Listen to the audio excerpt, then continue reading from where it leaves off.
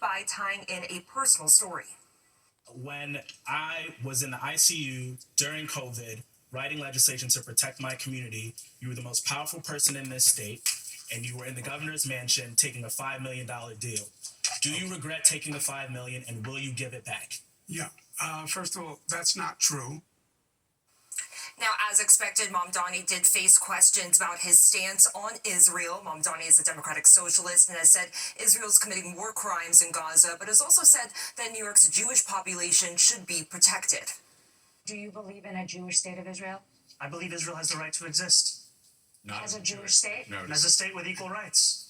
He won't say it has a right to exist as a Jewish state. Be very And clear. his answer was no, he won't visit Israel. I said that. That's what he was trying to say. No. Unlike you, I answer questions very directly. All right, and I want to be very clear. I believe every state should be a state of equal rights. Now, candidates were also asked about their biggest regrets in their political careers. State Senator Jessica Ramos took a shot at Mamdani, and City Council Speaker Adrian Adams took aim at Mayor Eric Adams, who's running as an independent this year.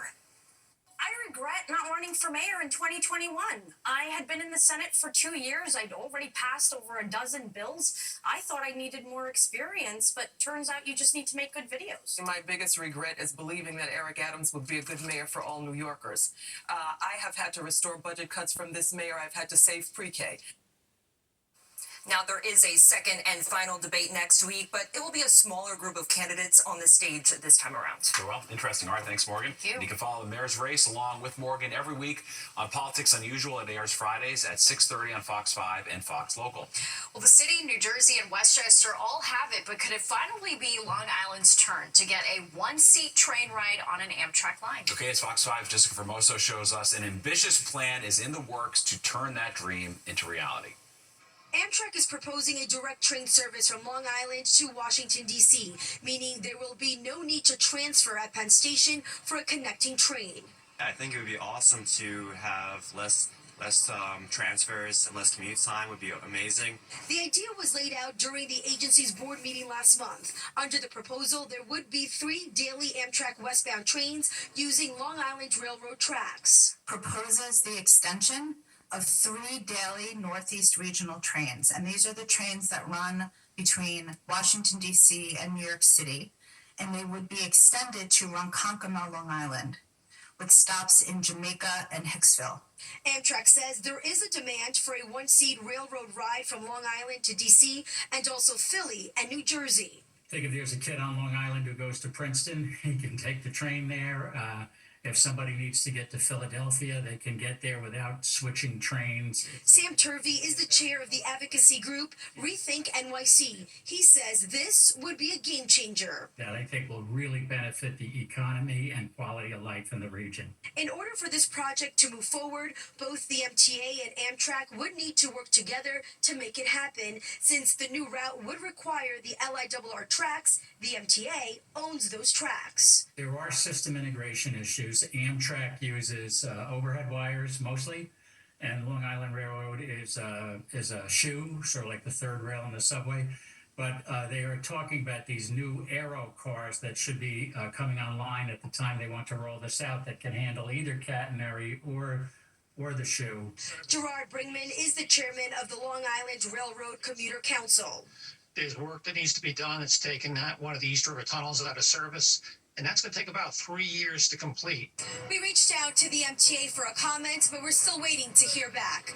In Jamaica, I'm Jessica Formoso, Fox 5 News. The 2025 FIFA Club World Cup about to get underway here in the U.S. And ahead of the big event, we're highlighting one of the teams that will be competing and their growing fan base here in New York. Plus this. Charge at your own risk. I'm Sharon Crowley at LaGuardia with a new warning about those public USB chargers next on the 10 o'clock news. Hey guys, what are you doing for lunch on Thursday? I'm sitting down with the Burrata Babe. She's known for her cheese pulls, pizza reviews, food reviews, talking all things New York and Brooklyn. It's a date Thursday, 1 p.m. I'm bringing us lunch from Sato 13. We'll see you there. You can ask us any questions on the Fox 5 YouTube page. Just over a week today, soccer fans across the world have been waiting for will finally be here. The 2025 FIFA Club World Cup gets underway. Yeah, the first of its kind tournament will bring the best of the best from across the globe right here to the United States. Antoine Lewis takes a look at some of the teams ready to play. Among the football clubs ready for the 2025 FIFA Club World Cup, FC Bayern Munich is at the top of that list. I think it's going to be a great experience, going out to the US as well, and a year before the World Cup itself. Well known across Europe and other parts of the world as a championship-winning football powerhouse, 125-year-old FC Bayern has been working to establish a similar identity here in the U.S. In 2014, the club set up shop in New York. Dee Kundra is FC Bayern's managing director for the Americas. It's not the biggest sport here just yet. It's definitely growing, but the participation side of it is huge. We see so many more young people wanting to play soccer. So how can we support that? And ultimately, then that helps us grow our brand here as well. To that end, the team started out with just 8 fan clubs, and now, 11 years later, that number across the U.S. and Canada is at 150 and counting. Barbara Satine of Brooklyn has been a Bayern superfan for the last 10 years and describes the fan community. We travel to a lot of different cities across the country to support Bayern when they do come to the United States. And we also go to games together if we're ever in Munich. So I always have this built-in team outside of the actual team. Barbara and her fellow superfans plan to follow the team as they compete for this trophy, and the entire FC Bayern family is ready. As always, when it's the first of any type of tournament, people are wondering how it's going to go, but I'm really excited for it. It's a great opportunity to showcase the club, not just to our fans, but also to people who might become future fans. It is all about bringing people together from every different walk of life, and that's why this tournament is going to be so special, because I think it will really unify and bring people together. That was our Antoine Lewis reporting. Yeah, fun. All right, coming up, they look inviting and harmless, those free USB ports at the airport, but they could expose your phone to malware. So we want to know, would you risk a virus if your battery's running low? Vote in our Insta poll live on fox5ny.com right now. That is an intriguing question, I must say. Yeah, most people saying yes so far. And a change of address for the iconic Macy's 4th of July fireworks. If you have a friend with East River views, well, you're in luck. Welcome back. A new warning ahead of the summer travel season, and it all has to do with those very convenient and free USB chargers at the airport. Okay, but as Fox 5 Sharon Crowley shows us, you may want to think before you plug in. Have you ever charged your phone at one of the USB ports here in the airport? I have, and I need to again right now. Many airline travelers taking advantage of the convenience charging cell phones at public USB ports located inside the terminal while waiting for a flight. But it might not be safe. You see, the Transportation Security Administration now issuing a warning. The TSA says hackers can install malware at USB ports, stealing your personal data. It's known as port jacking. That's something that is really dangerous, and so I'm going to not do that this time. When you plug into these airport devices, when they're first installed, they're fine. But people go through the airport, they plug things into them, and then you plug into them, and then you become the victim. Danny Jenkins is a cybersecurity expert. You put it in between the USB device, and you plug it in, the attacker plugs something bad in, you plug your thing in, and suddenly it's presenting as a keyboard to your device, or it can push you to an app store app that's malicious onto your phone. So you've got to be super careful when you're plugging into external USB ports. So what is the safest thing to do at the airport when you're traveling? Well, cybersecurity experts that I talk to tell me it's pretty simple. Using your own plug and your own cord, all you got to do is plug it right into an electrical outlet like this one. It's a little scary, but I don't know. I bring my own stuff, but I just plug into the wall, I guess. Even after we told them about the TSA warning, these travelers admitting they would probably still take the risk in a public USB port if their cell phone was low on power. What happens? Are you going to do it anyway if you need charge? Probably. I'll need it to catch an Uber when I get home, so if I didn't have power, yes. The TSA suggests getting around this problem by bringing your own portable charging device with you when you travel. Sharon Crowley, Fox 5 News. All right, it's an interesting premise. We want to know what you think. Would you risk getting a virus on your smartphone for a quick airport charge? Our Instapoll is live now at fox5ny.com.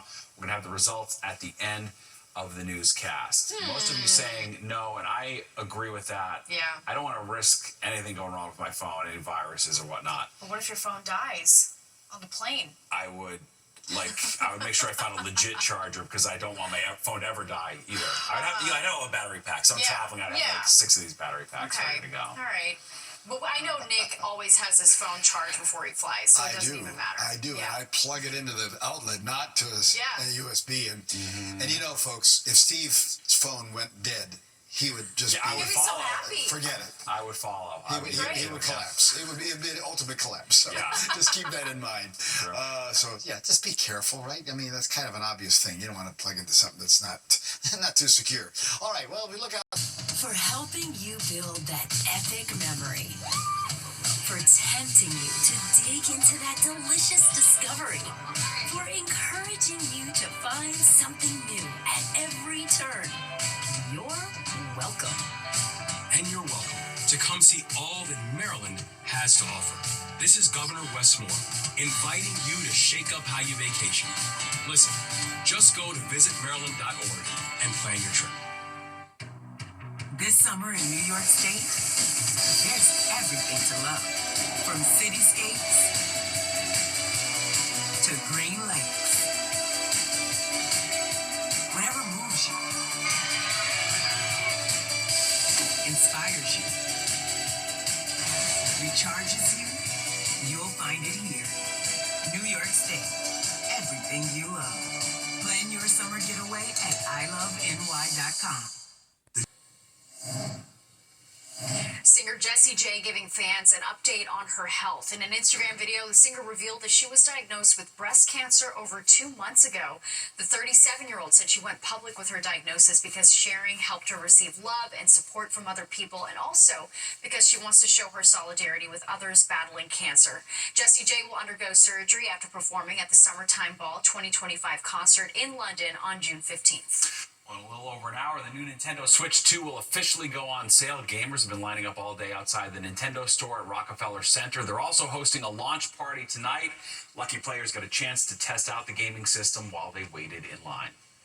Out here every single day, morning to close, and we have people take shifts, morning to night. Some people do the night shift, some people do the morning. I'm just really excited to try out like the Knockout Tour, just all the new modes, and play as all the new crazy characters we got for the game. It's Mario! We got sound with Mario! Pre-orders for the gaming console sold out almost instantly weeks ago, crashing the sites of major retailers. He was just missing the mustache, you know. And there's more of the 10 o'clock news straight ahead. All right, we'll be right back.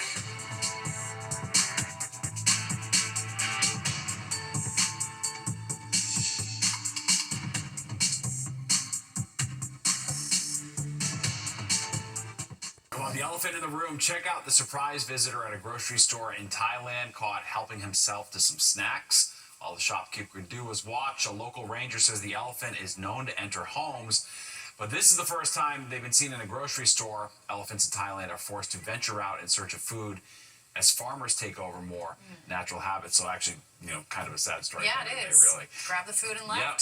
All right, and before we go tonight, we want to reveal the results of our Insta poll. Tonight's question, would you risk getting a virus on your smartphone for a quick airport charge? Here's what you have to say. 87% of you say no. 13% say, yeah, you might risk it to Yeah, we're in agreement with the no's. Yeah. We have it tonight. All right. I'd say so. All right, thanks for voting as always, and don't go anywhere. Good night, New York, with Crystal Young and Ryan Christopher is next at 11, and you do not want to miss it. All right, that does it for us tonight. If you missed any part of the 10 o'clock news, you can always catch an encore on our free streaming app, Fox Local. Where you can stream our newscasts anytime. Have a great night. We'll see you tomorrow.